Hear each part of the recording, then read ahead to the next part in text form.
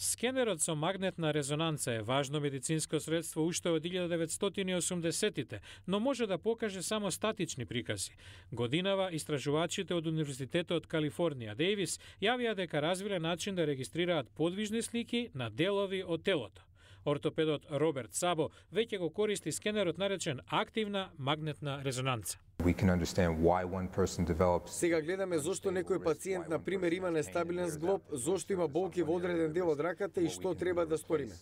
Сериозните повреди на рабетниот мозок честопати резултираат во целосна парализа на долните екстремитети и нефункционалност од стомакот надоле. Научниците од Универзитетот Луивил во Кентаки употребија всадени електрични направи за да им помогнат на пациентите да вратат контрола врз некои од функциите. Доктор Родерик Петигру од Националниот институт за здравје најавува дека од сега повредите на рабетниот мозок не мора да значат и доживотна парализа.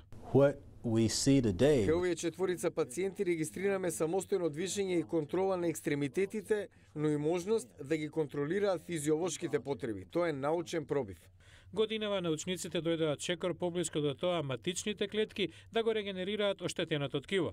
Научниците од катедрата за медицина на Универзитетот на Питсбург соопштија дека дел од нивните пациенти со сериозни повреди стекнале ново мускулно ткиво со помош на матичните клетки што растеле врз матрица од свински мочен мејур.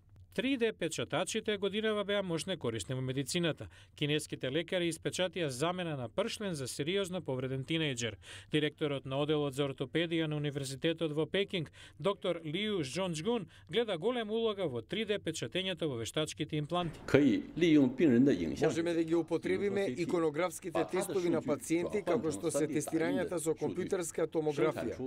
Да ги претвориме тие снимки во податоци за 3D печатење со комплетно истата структура како онаа на составот на коските на пациентот. Со развојот на технологијата која што ветува посветла иднина за човештвото, 2015 може да донесе уште поголем напредок во медицината.